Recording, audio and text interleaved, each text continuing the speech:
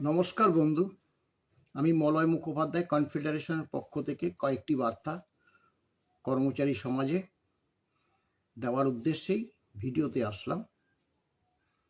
বন্ধু, গতকাল বেশি রাতেই ডিএ মামলার যে ডেলি কজ লিস্ট প্রকাশ পেয়েছে, আমি তা সমাজ মাধ্যমের মাধ্যমে কর্মচারী সমাজের কাছে তুলে ধরেছি।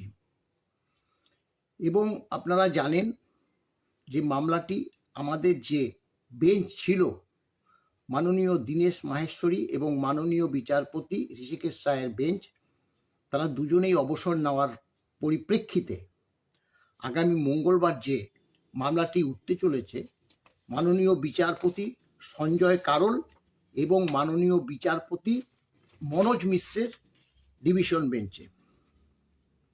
এবং আপনারা জানেন যে মামলাটি 44 নম্বর সিরিয়ালে আছে। গত 7ই জানুয়ারি মামলাটি ছিল 45 নম্বরে। এবং আমি প্রতিবারই যে অ্যাডভান্স লিস্ট প্রকাশ পায়, সেই লিস্টও আমি সমাজ মাধ্যমে কর্মচারী সমাজের কাছে তা তুলে ধরি। এর আগে এই জানুয়ারি মাসে যেটা হয়েছিল, অ্যাডভান্স লিস্টে ছিল 706, সেখানে ডেলি কজ লিস্টে এসেছিল 45।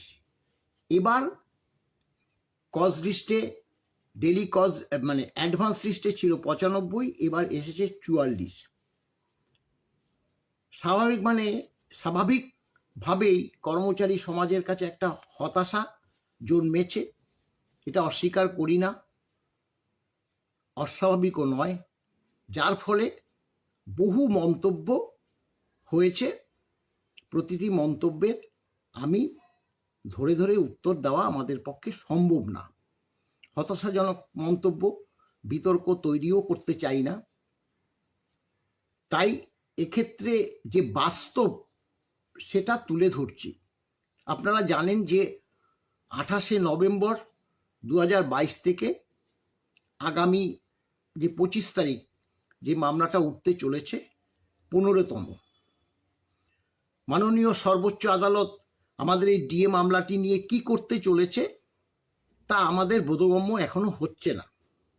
এটা স্বাভাবিক, কারণ 14টা মামলাটা যদি না শোনার সময় থাকে, তাহলে আগামী যে 25 তারিখ আমরা যে একদম 100% নিশ্চিত তা আমরা বলবো না। তবে দেখুন, এক্ষেত্রে তো অনেক বার্তাই আমরা শুনেছি। সুপ্রিম কোর্টে মিসলেনিয়াস নন মিসলেনিয়াসে একটা গল্প শুনেছি যে মিসলেনিয়াসে মামলা শোনে না, কিন্তু তথাপি গত যে মামলাটির থেকে নন মিসলেনিয়াস বেঞ্চে উঠেছে, তবুও তো শোনা হয়নি। আগামী 25 তারিখ কি হবে আমরা তা এখনো বলতে পারছি না। তবে হ্যাঁ, একটা কথা বলতে পারি যে এই যে মামলাগুলো উঠেছে, ক্রিমিনাল সিভিল মামলা প্রথম দিকেই অসংখ্য। 4টে মামলা আছে অ্যাডমিশন স্টেজে 4টে মামলা আছে। সেটা হচ্ছে 40, 41, 42, 43, 44। এই 44 নম্বরে আমাদের আছে অ্যাডমিশন স্টেজে যে মামলাটি আছে।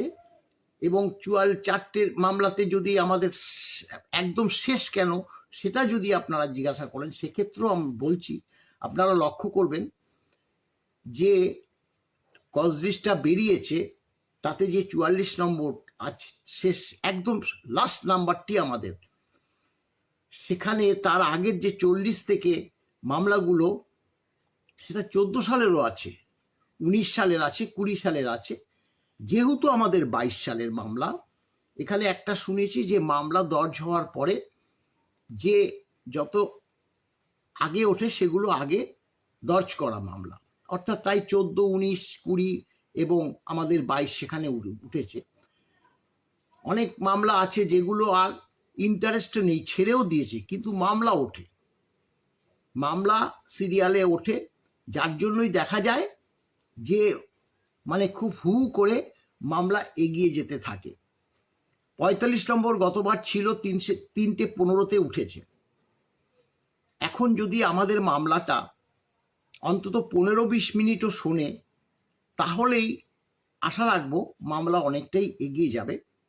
আপনারা লক্ষ্য রাখুন, আমরাও লক্ষ্য রাখছি। এর বিশেষ তো আর বেশি কিছু বলার নেই। ভালো থাকবেন। নমস্কার বন্ধু।